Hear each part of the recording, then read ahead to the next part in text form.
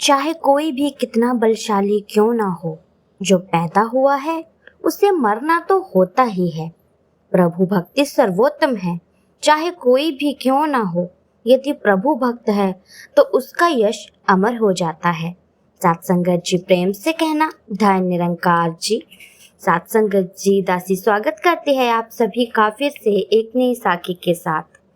सत्संगत जी आज की साखी है परमात्मा सर्वोत्तम किस प्रकार होता है, आज हम यही जानेंगे।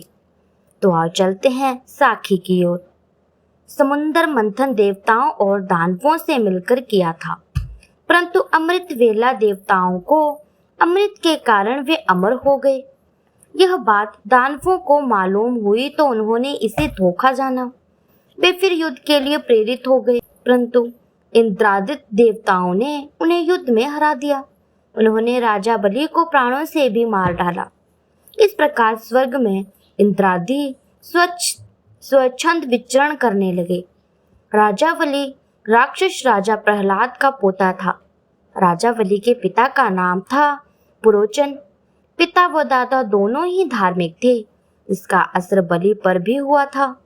सभी मर्यादाओं का पालन करना बलि की विशेषता थी, परंतु राक्षसी स्वभाव फिर भी उस पर कभी कभी हावी हो जाता था।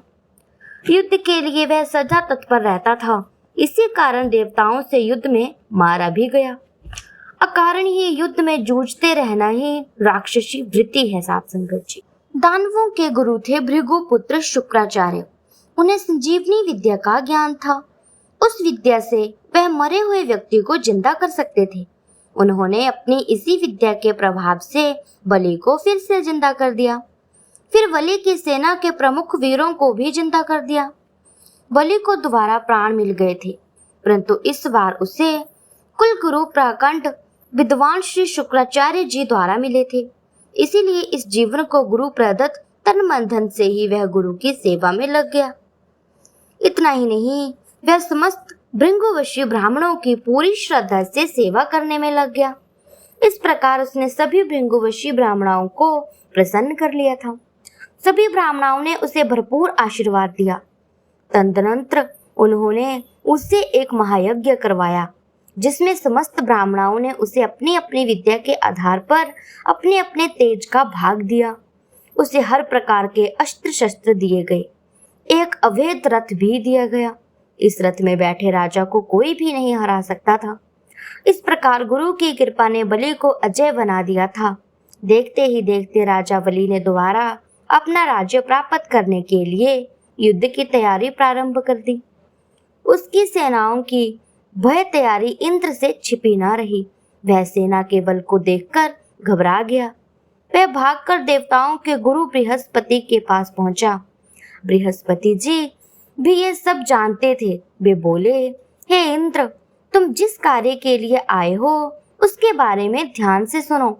इस समय राजा बलि पर सभी भृंगुवशी ब्राह्मण प्रसन्न हैं। उन्होंने अपने अपने तेज का कुछ भाग उसे दिया है, इसीलिए राजा बलि को युद्ध में परास्त नहीं किया जा सकता। इस समय तो तुम्हें सेना सहित छिप जाना चाहिए तथा उचित अवसर की प्रतिज्ञा करनी चाहिए। इंद्र ने ऐसा ही किया। युद्ध में अपनी हार को सहन न कर पाने के भय से वह युद्ध विमुख हो गया। उधर राजा बलि ने स्वर्ग पर अधिकार कर लिया। इंद्र का पूरा ऐश्वर्य लूट लिया। देव माता का नाम था अदिति। वह ऋषि कश्यप की पत्नी थी। अपने पुत्र इंद्र की हार से वह बहुत उदास हो गई थी। एक बार जब ऋषि घर अपने आए तो उन्होंने सब और वातावरण उदास देखा तो वे पूरी तरह बात को समझ गए। उन्होंने अदिति से कहा कि भगवान विष्णु से संतान के लिए प्रार्थना करो। अदिति ने वैसा ही किया। अपने निश्चित समय पर अदिति के गर्भ से एक पुत्र ने जन्म लिया। इसी को वामन अवतार के नाम से जाना जाता है। इधर महाराज बलि और एक यज्ञ कर रहे थे। उन्हें अजय बनाने के लिए उनके गुरु शुक्राचार्य जी ने यह यज्ञ करवाना प्रारंभ किया था। नियमों के अनुसार यज्ञ के चलते ही बीच बीच में दान दक्षिण दी जाती थी। श्री वामन उसी छोटी अवस्था में ही बलि के द्वारा चलाए जा रहे उस यज्ञ की ओर चल दिए। ब्राह्मण रूप को देखते ही बलि ने उन्हें दान मांगने की बात कही। श्री वामन जी ने पहले बलि को उसके दादा प्रहलाद जी की सत्यनिष्ठा प्रवृत्ति की याद कराई, जिसे याद कर राजा बलि अपने वचन पर और दृढ़ हो गए। तब उन्होंने कहा, हे ब्राह्मण, तुम्हें दान देने का मैंने फैसला कर लिया है, इसलिए जो तुम मांगोगे मैं तुम्हें दान में दे दूंगा।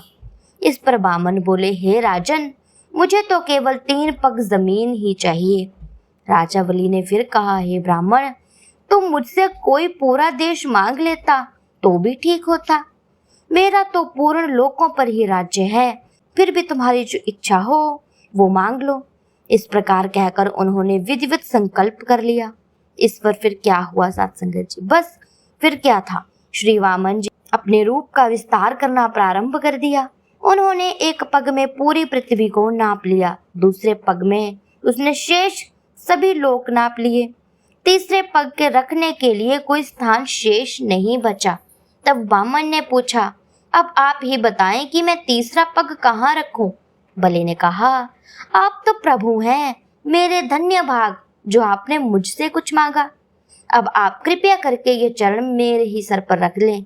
श्री वामन ने अपने तीसरे पग को बलि के सिर पर रखकर उसका सर्वस्व ही ले लिया। इसे राजा बलि ने सहर्ष दे दिया। यहाँ भगवान सिर पर पांव रखना यानी अहंकार को हराने की बात भी हो रही है साथ संगत जी। श्री वामन जी ने देखा कि अपना सर्वस्व लुट जाने के बाद भी उसका मन भगवत श्रद्धा से भरपूर ही रहा। बस यही भाव देखकर वामन जी ने उन्हें वरदान दिया कि जब तक ये विश्व है तुम्हारा नाम बना रहेगा। साथ संगत जी, चाहे कोई कितना भी बलशाली क्यों ना हो, जो पैदा हुआ है उसे मरना तो होता ही है। प्रभु भक्ति सर्वोत्तम अवश्य है। साथ संगत जी, चाहे कोई भी क्यों ना हो, यदि प्रभु भक्त है तो उसका यश अमर हो जाता है। ब्राह्मणों का सदा सम्मान होता है, इसीलिए हमें ब्रह्मानिष्ठ होने साथ साथ ज्ञान विज्ञान में भी खूब उन्नति करनी चाहिए। तो साथ संगत जी, इस साखी से हमें यही सीख मिली है कि हमें कभी भी ब्राह्मणों से या जो भी कोई शक्तिशाली भक्त होता है साथ संगत जी, वो बहुत ही शक्तिशाली होता है, यदि हम उससे पंगा लेने जाएंगे तो हम तो हारेंगे ही। इसीलिए साथ संगत जी, ब्रह्म ज्ञानियों से पंगा लेना बहुत ही महंगा पड़ता है।